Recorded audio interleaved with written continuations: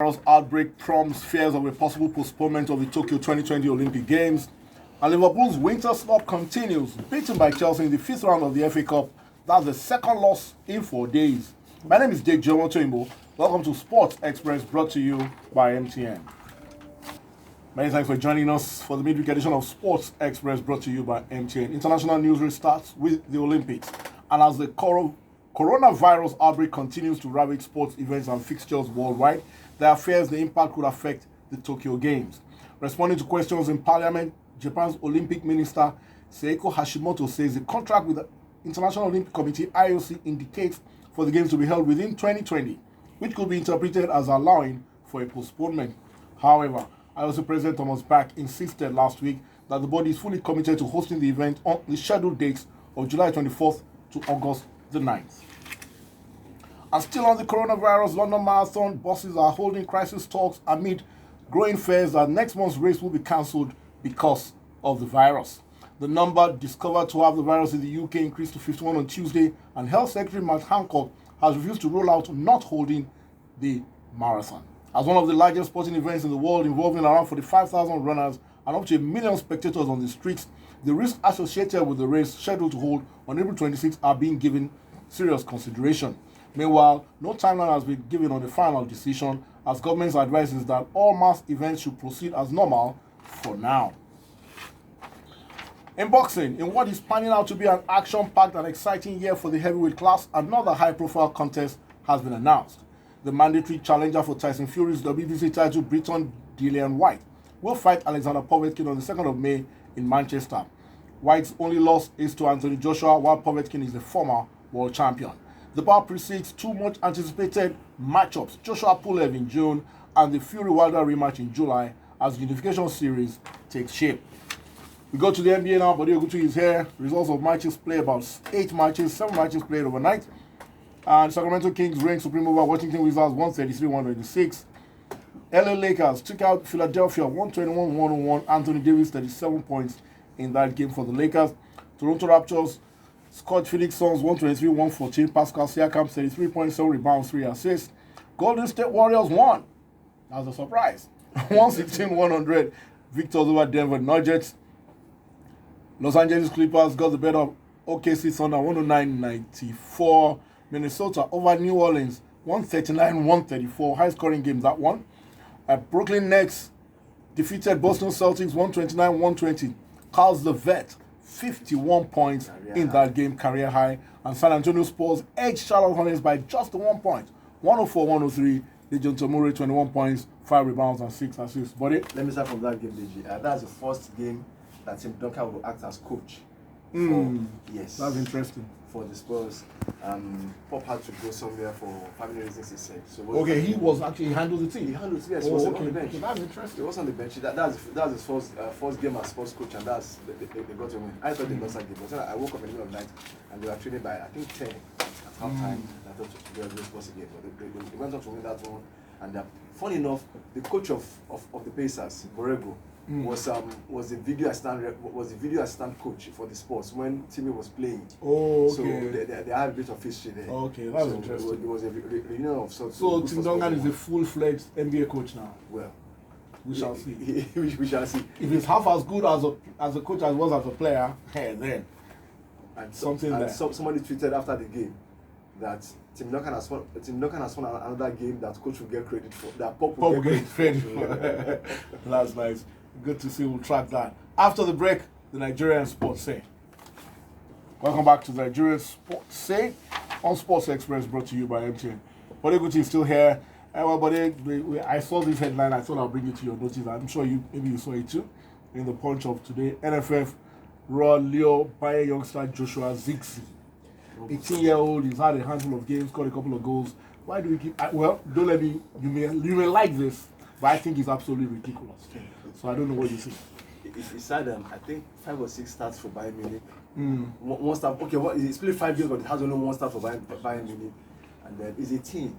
You know, this is where it's paining me that I'm not going to the Olympics. Because these are boys that, if you want to play for Nigeria, let them exactly. go and My play. own is let them put them in the under 20. Put them. Why are you giving people who have had Free less pass. than 10 games? Free pass. To You know, maybe cumulative 200 minutes of first team football. Free pass to the Nigerian national team. Do you know why this pains me more?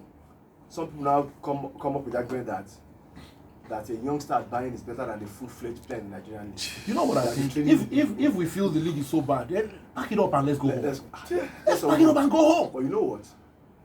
If you want to tie him down, and hope you have a great future, let's tie him down. But I've seen a lot of players do well as teenagers, potential, and then bomb out exactly when they get to their 20s. That we shouldn't get too excited about these youngsters. I know that the odds are that because right now he's playing is represented the Dutch junior team at different levels. So the odds are that he wants to play for Holland.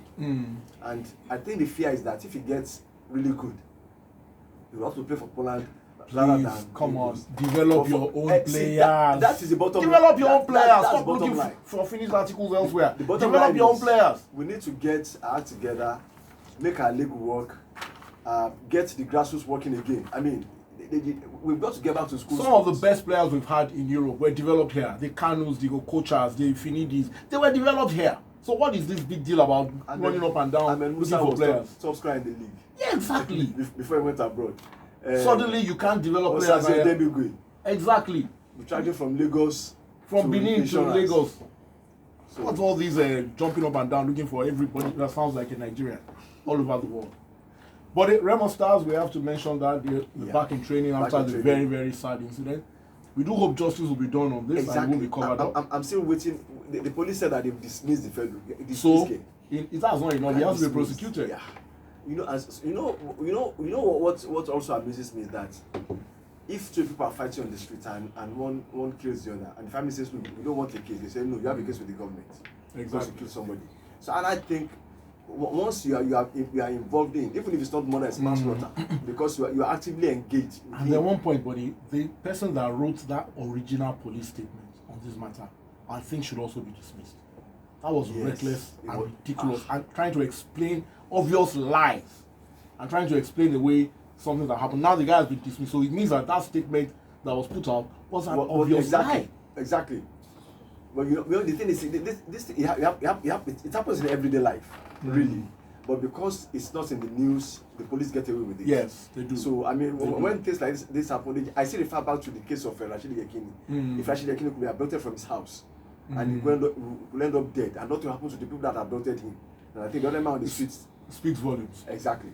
On the 20 Falconets, the camp starts today. Yeah, the camp for Burkina Faso. They play against Burkina Faso on the 21st of March, and then any coach? Why are you coaching on the store? They are coaches. But I will recommend you to coach the Falconets. You know enough about female football. Moving on. All right. After the break, the World Soccer Report. What is going on with Liverpool? We'll be back.